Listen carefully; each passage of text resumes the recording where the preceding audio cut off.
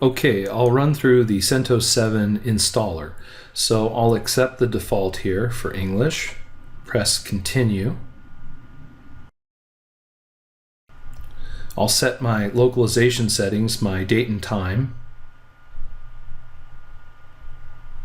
press done. Keyboard and language support's already done, so I'll scroll down. My installation destination, I'll click here, and I'll need to select my hard disk.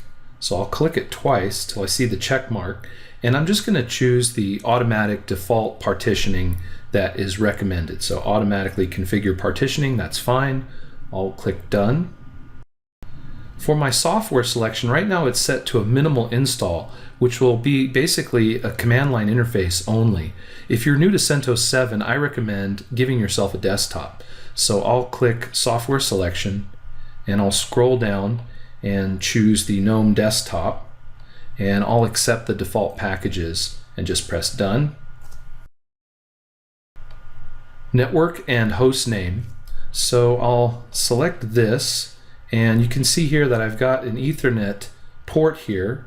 I do not see two Ethernet ports here. I gave it two when I created the virtual machine, but I'm only seeing one, so that's interesting. I'll turn this on, and I'll press done. So all of these settings have now been set. All I have to do is press begin installation, and it should begin the installation. Now, while the installation is starting, I can set my root password and create a user. So for the user, this is what I recommend for the students when we do this in the lab. I just use the full name student, username student, password student, and confirm the password student. Now, obviously, creating a user that's named student and the password student is not secure, but you can always change this later, and this is just a test case scenario right now, so we could always change the user later. I'll press done, and it gives me a message here. I've provided a weak password, right? And then it says press done anyway. So it says, hey, that's a weak password, but I know it is, so I'll press done anyway. And then for the root password, I'll click here, and I'm also going to use student as the root password. I know it's a weak password, but I can always change it later. And once again, this works for me when I'm teaching classes and I've got 20 students in a lab environment. It's just better if we all have the same thing, and then it makes troubleshooting easier later. All right, I'll press done and done again, and the install is running. It's going to take at least 15 minutes, I imagine, maybe more, and I'll skip forward through the install process and continue the video when it's close to finish. Okay, the installation is complete, so all I'll do is press reboot.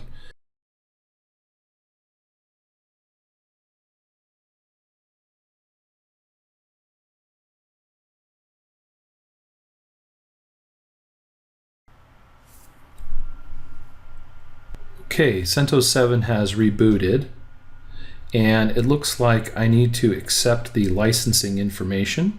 So I'll click on this and scroll down and check mark I accept the license agreement.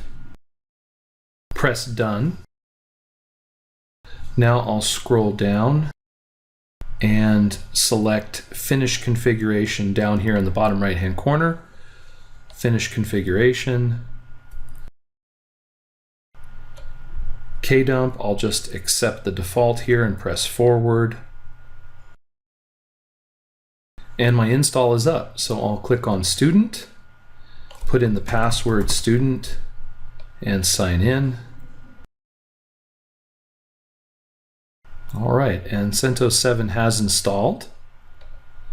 The first thing I'm going to do is take a look at my network connections. Up here, this is the network manager, and you can see that.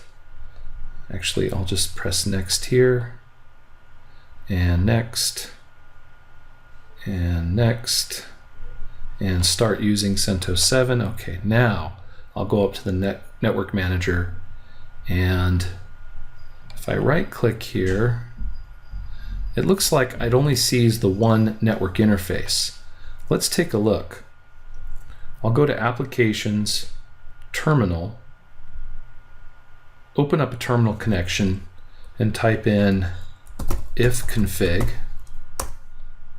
And you can see that the CentOS 7 virtual machine only sees the one Ethernet NIC, and it's called ENO16777736. So it only sees the one network interface. So I'm going to need to re-add that so we have the two network interfaces. So what I'll do is I'll shut down my CentOS 7 machine, power it off, and I'm going to need to have to re-add that network interface card. CentOS 7 virtual machine has been powered off. I'll reopen VMware Player. Here is my virtual machine. I'll edit the virtual machine settings. I'll remove the second network adapter. So I'll just click Remove. And I'll click OK, and then I'll edit it again. And I'll add it this time. So I'm going to add that second network adapter. Network adapter, next, bridged, finish. There it is. And once again, I'll change it to LAN segment mode, change it to VLAN 10 here that I already created for my LAN segment, and click OK. And I'll play my virtual machine. And if this works as I think it will, this time CentOS 7 will see the second NIC and I'll be able to use it. Okay, I'll log in the second time here and see if it registers. If I hit Control-Alt on my keyboard, release the cursor, you can see that the two network interfaces in VMware Player are registering up here, and they're both green, so they're both here. The question is whether the VMware Player sees them. So now if I select up here, we'll take a look, there it is. Ethernet EN01677736 and Ethernet EN03355490. So now it sees the two network interfaces. And if I once again run a terminal and type ifconfig, we can see that both network interfaces are there. I have the EN016 and the EN033, and then this is the LO, this is my loopback interface. So it looks good. And also the EN01677 interface has an IP address that it's picked up from my local network through my wireless NIC of my host laptop computer. And you can see that I've picked up an IP address and I'm on the network. So, and we'll just test to see if I can ping Yahoo. You'll need internet connectivity to do this lab. All right, I can ping Yahoo, so I'll hit Control-C on my keyboard, and I'm ready to go.